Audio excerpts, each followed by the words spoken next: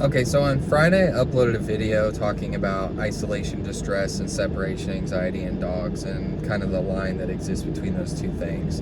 I think it's definitely worth noting that just because you're able to acquire medication for your dog, or your veterinarian has prescribed medication for your dog, it's not going to solve everything for you in this regard. So any type of behavior pattern, phobia, anxiety, or aversion, that's not just going to disappear with medication on board.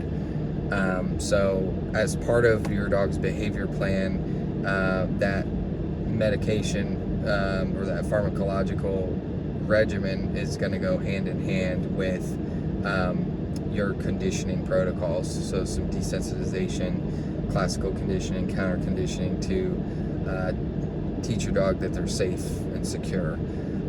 So it's not a magical pill that's going to make this problem disappear for you.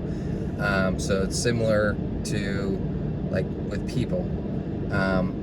Me personally, I have obsessive compulsive disorder. I've had it since forever. I mean, I can trace it back to when I was 4 or 5 years old, and it peaked once in high school, and then again in my freshman year of college. So I barely made it through my freshman year of college alive, and it wasn't until that summer going into my sophomore year that I sought help from a mental health professional. So after a couple of misfires and not so great matches, I found a psychologist that I liked working with that understood my condition, and I would also come to work with a psychiatrist. So because that type of therapy that I was doing is a type of cognitive behavioral therapy called exposure response prevention therapy, or exposure response prevention treatment. They were saying that it often works best when paired with medication. So it's not a situation where I was just going to take medication and I was going to be fine. Or it was basically therapy can be more successful with medication on board. So even with therapy and medication, there's no cure. You're always gonna live with it, but it can be much more manageable. So as far as like isolation distress, separation anxiety, you're gonna need to slow down as much as possible with confinement space. You're going to need to practice when you don't have to. So whatever confinement space you're intending to utilize for your dog, you want them to spend time in that area while you're home.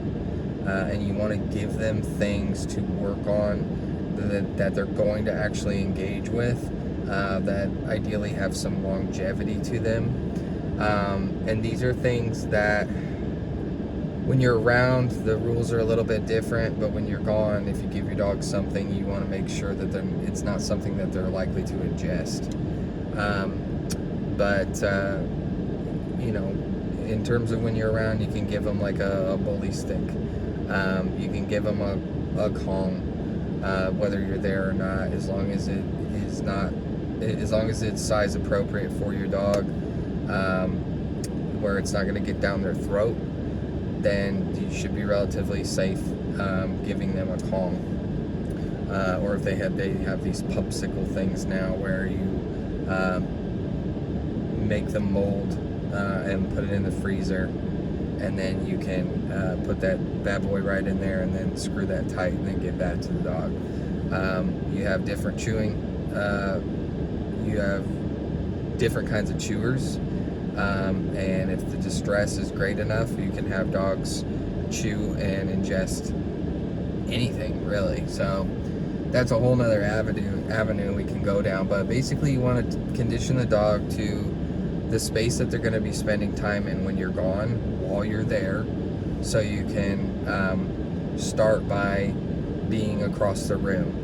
or being in the other room, and working your way up to going outside and getting the mail, walking down to the end of the block and back, going to the corner store and coming back.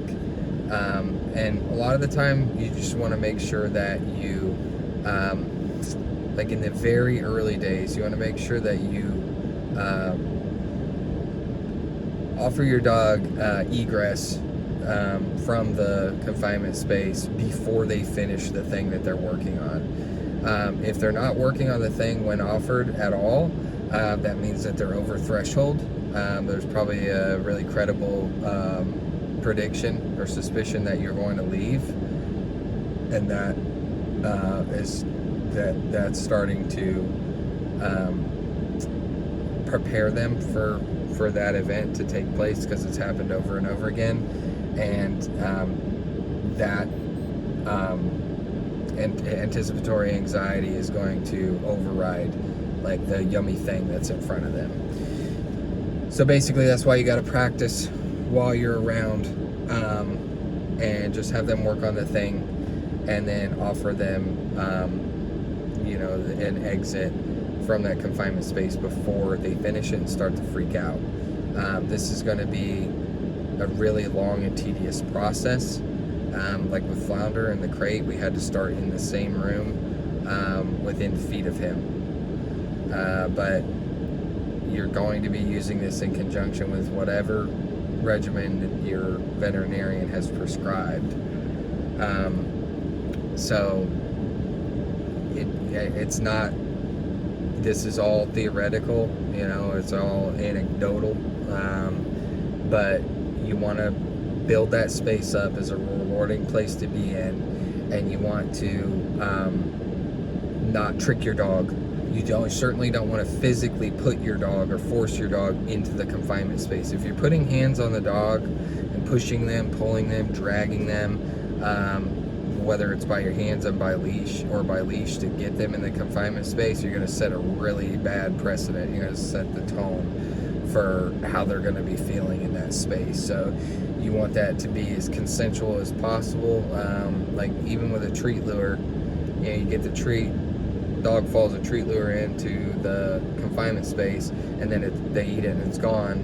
Well, then oftentimes they're going to start freaking out.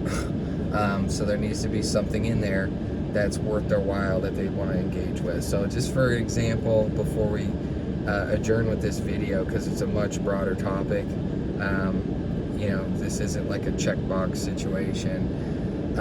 There's a dog that I work with who has had his crate poisoned, meaning it's something that he's going to go out of his way to avoid, something that he has formed a negative association with.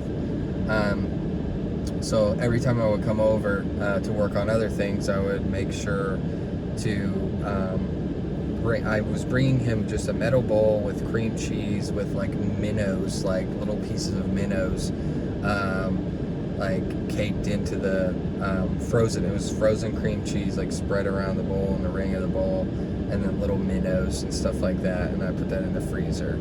And then so every time I come over, I would slide that into the back of his crate, and he'd follow that in there. The first time I just left the door open. You might be leaving the door open for a long time before you work your way up to the sealing the confinement space, so the dog doesn't have an exit. So you don't want to just start off by popping the dog in there and then shutting it, because they're gonna be like, whoa, hold on, like game over, right? So first time I worked on that, I just had the door open and stayed in the room, and then I worked toward being able to just, I think what I did was I actually just shut the door without latching it of his crate. I just shut it so it was flush, but didn't latch it in case he came over and tried to advance forward through the crate door. Then he could, to the point where we worked up to shutting it, latching it, and then me walking out into the hallway and out of sight, not making any noise, and then he would just work on it until he was done with it, and then I would come open the crate for him before he started to whine, cry, paw at the door, whatever it may be. And then you're just going to follow that. You're just going to continue to follow that, and then just increase the criteria, so you can get farther and farther away, and have him understand that this space is going to yield rewards, and it's not so bad, basically. But if you're not able to do that without medication, then you probably need to talk to your vet and see if you can get some help there, because that can make that conditioning that much more possible. There's only so much you can do on your own, especially if you've poisoned that space.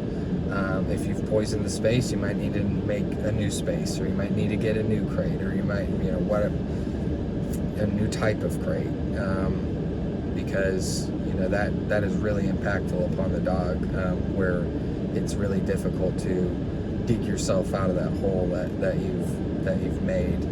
No blame on the person, because everybody's got a schedule.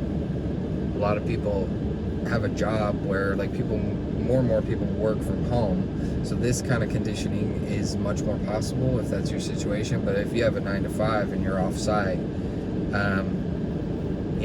you've got to be practicing a lot. You've got to be conditioning a lot when you in your free time, that's not fun. But your dog's well-being depends on it.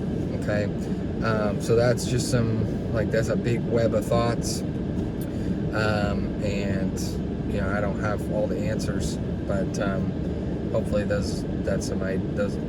hopefully there's some ideas for you there. So if you made it through, as usual, thanks for watching.